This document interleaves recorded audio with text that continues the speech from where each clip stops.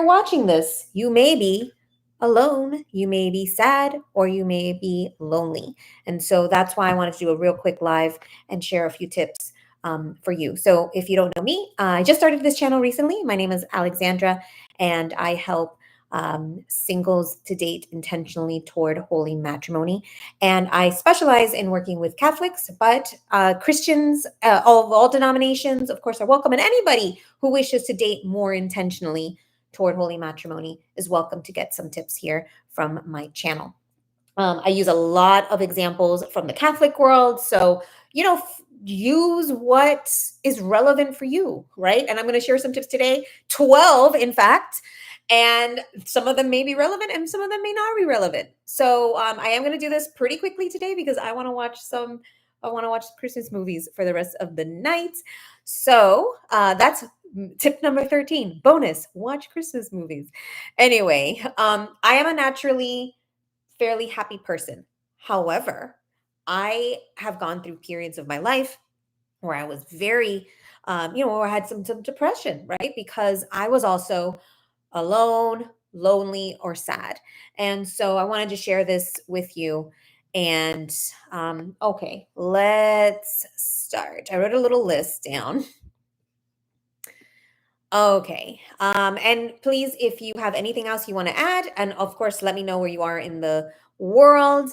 I would love to hear from you. Okay. So the first thing is to be okay with, be okay being, having those feelings, right? So it's okay. And this is actually number one, and it's counterintuitive in many ways, but it's okay to feel alone. It's okay to, and as I'm saying this, I feel it because I'm an empath. It's okay to be sad. It's okay to feel lonely, to feel alone.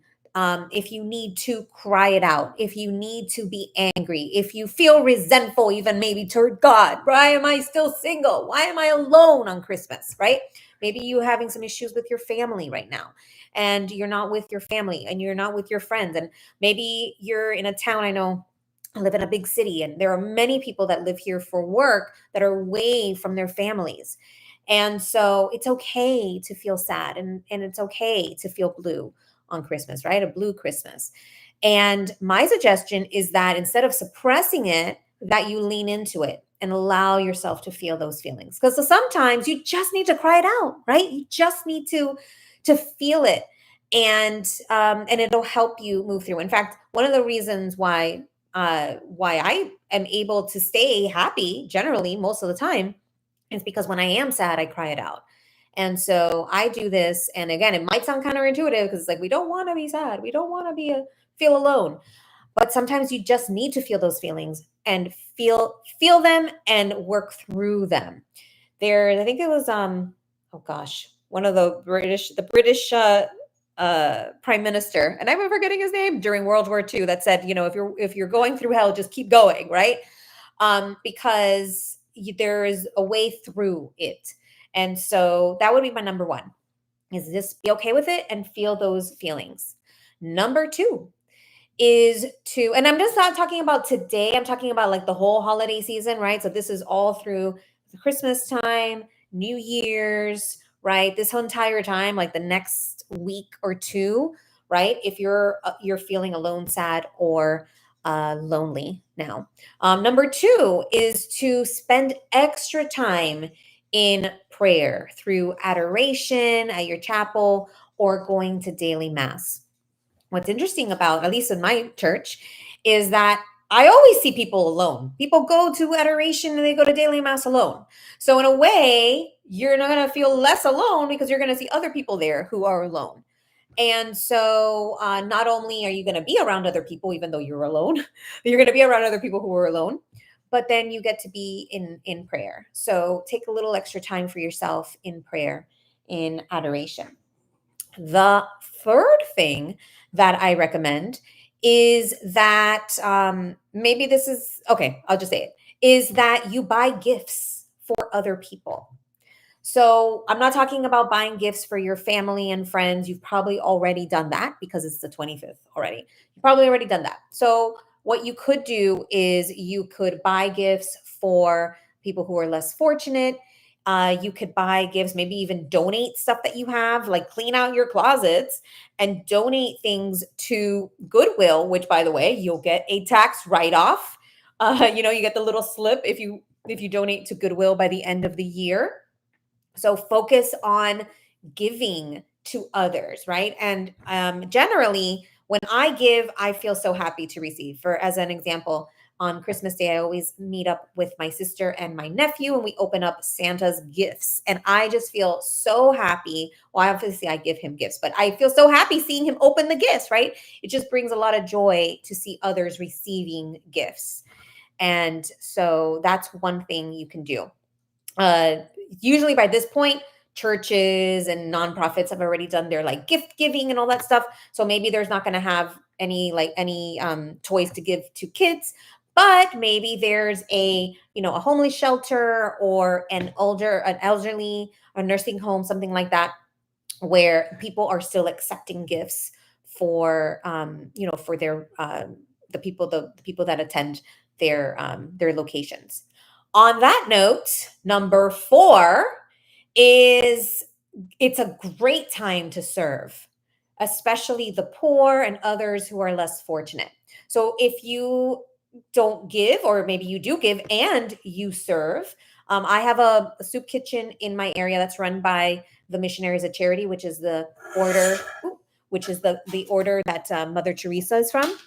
I volunteer there once a week, and so I love it feels so good to be able to serve others, and it really is humbling, but also again feels really good. And by the way, side note, if you're single, you that's a great place to meet other people, like-minded people, and maybe even potentially your future partner, your future spouse, right? Or somebody who can introduce you to your future spouse, right? Because if you want to be with somebody who is a servant, has like servant leadership, right? Somebody who is able to serve, is able to give. You want somebody who's generous and caring and compassionate. And so if you're around other people, even if you like, I go by myself to serve.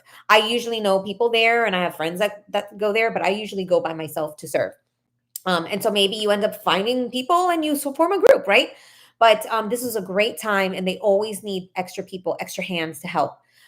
Whether it's a soup kitchen, a nursing home is another great one that you can go to and spend time, right? So just the way that if you're feeling, sad, lonely, oh, I'm going to cry, sad, lonely, and alone now during the holiday season, imagine elderly who don't have family, or maybe whose family lives far away, or maybe whose family just can't get to them, right? So maybe that's a great time to spend time, or a great way to spend time and help others. And as you're spending time with others, right, then you're also making a difference in their lives. So number 5 is to create a prayerful, sacred experience in your home. So earlier I mentioned adoration, daily mass, but this is actually you creating a sacred space in your home to pray. So if you have a space already, or you can create one, light some candles, put on some beautiful classical Christmas music, or maybe monk music, something really beautiful like that. Spending time listening to music while you pray, and really create, instead of feeling like you're alone, like it's a bad thing, you turn it into a positive, right? I happen to be introverted, so I like spending time at home. But for those of you who aren't like that, if you create that sacred space for yourself to be, to be in a prayerful space, adoring God, worshiping God, listening to Christmas music, classical music is what I suggest. Light some candles, then you really can turn that alone time into a sacred time with God that you can spend with Him. Number 6, sorry, similar to that one, is maybe you would create a self-care ritual. So it could be something like going for a walk, or doing something nice for yourself, maybe doing a manicure if you're a woman, or pedicure, or snuggling up with a warm cozy sweater, and I guess that was my 13, watching Christmas movies, right? With a hot cup of cocoa, whatever it is, like a self-care ritual that you can flip this being alone and turning that into something pleasurable, right? Something enjoyable for you that you can spend, that it helps you to enjoy your time. Number 7 is to create a vision or a visual board for the new year. So over the next week, and I'm going to do another video just on this, it's a great time to start thinking about what it is that you want for the new year. So if you're alone now, but you wish to be, let's say, married by next Christmas, right? Maybe now is a great time to put that out there, right? Maybe you already know your future spouse and you just haven't, or maybe you are starting to date somebody and you're maybe having, whatever it is, you know, you could put that into your visual board, into your vision for the new year. What it is you want. Start thinking about that.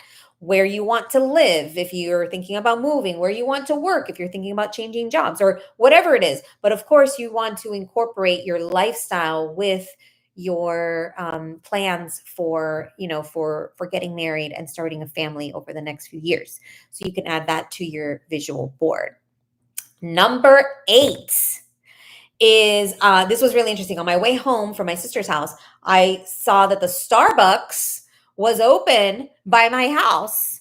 So today on Christmas and over the next few days, there might be a cafe or a Starbucks or someplace like that, a restaurant where you can just hang out.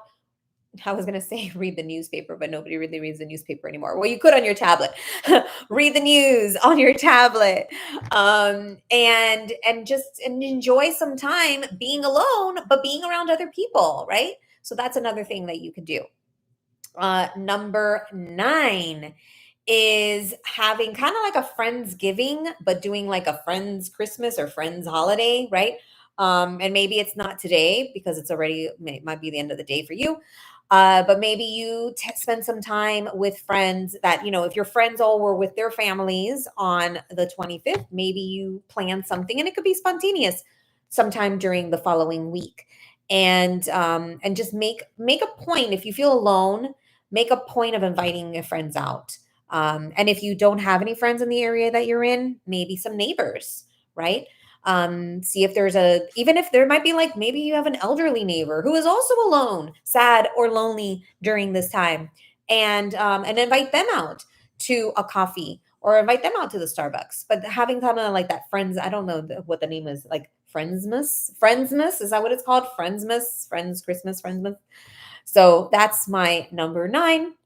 Number 10, I thought of this and I love the idea of this. Do a solo vacation. If you've got some time off, or maybe even just a weekend, and you're by yourself, you feel lonely, go somewhere. Could even just be a day trip somewhere. Do something fun. I've traveled by myself over the last couple of decades. I've done solo travel, and I love it. I don't really do solo travel anymore. I don't want to do solo travel anymore, but I definitely enjoy it. You never know. You might meet new friends. You might meet your future spouse, right? Get yourself out of your comfort zone. If you've never done it, then might be the perfect time to do it. If you don't want to, like, travel somewhere, or money is tight at the moment, and like I said, do a date, like a what do you call it when you stay in your town? Staycation. Do a staycation. Maybe visit somewhere that you've never been and just spend a day doing something interesting, right? That you'd like to do uh, in your hometown, or maybe in a neighboring town. Number 11 is okay, so it's basically starting a hobby, right? So now's a perfect time. If you are by yourself, you feel like by yourself, start a hobby. And here's why. One, if there's something you've been dying to do, like, let's say, I don't know, like, I just started taking salsa lessons. I love it. And so maybe it's finding something like that you can get out there, and it's actually something sociable that you can meet other people. I've met so many really cool people doing salsa, which is partner dancing. So maybe you can start a new hobby like that. Or if there's something you've been dying to do that, ideally, if there's somewhere where you could do it with other people, even better. But if not, if it's something like you want to geek out on doing something, right? Start something, because it's going to make you happy. It's going to get you maybe like your passion juices flowing, your creativity, your inspiration, and you're just going to generally feel and seem like a happier, more attractive person, which may attract your future spouse. So I definitely recommend starting a new hobby if there's something you want to do, or you're just curious about trying something new, do it. Just do it. And then number 12 is to similar along the lines of the hobby, but this is maybe like more geared towards sports. So find sports. There's lots of meetups in most cities. And if you're a guy, especially, there's pickup games for basketball. You go to any court and there's usually people like find a pickup game. In my community, we do a lot of volleyball. So and then those are kind of pickup games too. You could do like volleyball. So what's great about those is that they're communal. They're group activities. And so you can meet other people. Ideally, if it's a co-ed, right, then you're going to meet people from, your own sex and your other sex. And so it's great to meet people, make new friends, but then potentially meet people that, you might connect with on a deeper level. But if nothing else, having those sports activities that you can have fun and enjoy is definitely something I would recommend if you're feeling sad, lonely, or alone now during the holidays. So, what else? I would love to hear. I'm going to sign off now in a moment, but type in the comments, leave me a message, let me know where you're at, let me know what you're doing, let me know if there's something you've been trying. I think I said at the beginning, my number 13 bonus was watch those Christmas movies, right? I love it. It just gets me into the spirit, into the holiday spirit. Let me know what your favorite holiday movie is. And yeah, with that, if I'm so grateful for you. I'm so grateful that you're here watching. If you haven't yet, please like this video, help get into the algorithm and let other people see it. Subscribe to my channel if you haven't already.